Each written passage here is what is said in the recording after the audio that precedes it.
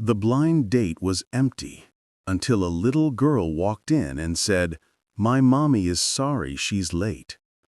The rain whispered against the cafe window, painting the bustling city street outside in soft, blurred watercolors. Inside, Daniel sat alone at table 7, the designated spot for his blind date, his third this month. His third attempt to stitch his life back together after the quiet implosion of his last relationship left him feeling hollowed out, like an old tree stripped bare by a storm. He stirred his cooling coffee, the spoon clinking a lonely rhythm against the ceramic. 7:15 p.m. She was late. Again. Or, worse, a no-show. He sighed, the sound lost in the gentle hum of conversation and clinking cutlery. He'd almost convinced himself to leave when the cafe door jingled open, letting in a gust of damp air and a small, determined figure. She couldn't have been more than 5. Dressed in a slightly too big yellow raincoat, her dark curls escaping a messy ponytail, she scanned the room with wide, serious eyes that held an unnerving depth. Her gaze landed on Daniel, specifically on the empty chair opposite him. Without a hint of shyness, she marched over, her tiny rain boots squeaking on the polished floor. Daniel watched, bewildered, as she stopped right beside his table.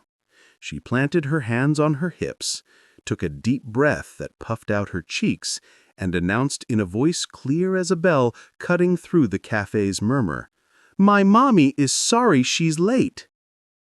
The words hung in the air. Daniel blinked. I'm sorry?" he stammered, utterly disarmed. The little girl didn't flinch.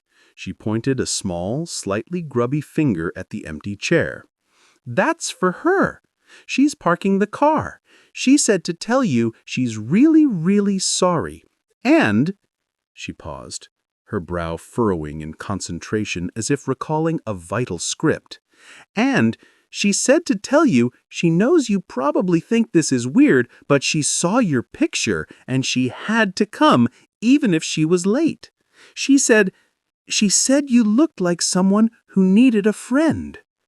Her earnestness was palpable, a tiny anchor in Daniel's swirling confusion. Before he could formulate a response, a woman rushed in, breathless, her own dark hair escaping a bun, cheeks flushed. Her eyes, the color of stormy sea glass, immediately found her daughter, then darted to Daniel, filled with a mixture of apology and something else, a flicker of desperate hope. "Lily! Oh, honey, I told you to wait by the door." She hurried over, kneeling beside the little girl, her hand gently smoothing Lily's rain-damp curls. "I am so sorry," she said, her voice warm but laced with genuine chagrin. As she looked up at Daniel, "Traffic was a nightmare and then I couldn't find parking. Lily insisted on coming in first. She's very direct."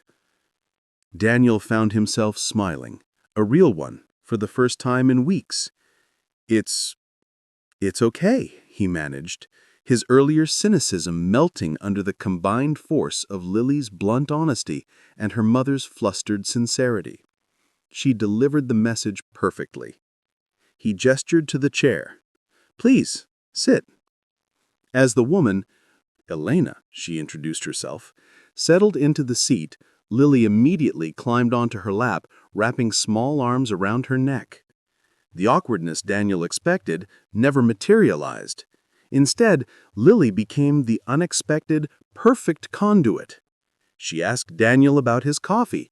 "Is it yucky cold?" Declared the blueberry muffin on the next table looked super yummy, and, with the unfiltered wisdom of childhood, announced, "Mommy's sad sometimes, but she smiles more now. Do you smile?" The question hung there, simple yet profound. Daniel looked at Elena. Really looked. He saw the faint shadows under her eyes that spoke of sleepless nights, the slight tension in her shoulders that mirrored his own, but also a quiet resilience, a warmth in her gaze as she watched her daughter. He saw the single, simple silver band on his left hand, not a wedding ring, but something else. A promise? A memory? "She smiles," Daniel answered Lily softly, his voice thick with an emotion he couldn't quite name. "And I think I'd like to see more of that." Elena's eyes met his, and in that shared look, a silent understanding passed between them. They weren't just two strangers on a blind date. They were two people carrying invisible weights, navigating the aftermath of loss. Elena, he'd learned later, widowed 2 years prior, raising Lily alone. Daniel, emerging from a relationship that had slowly suffocated his spirit.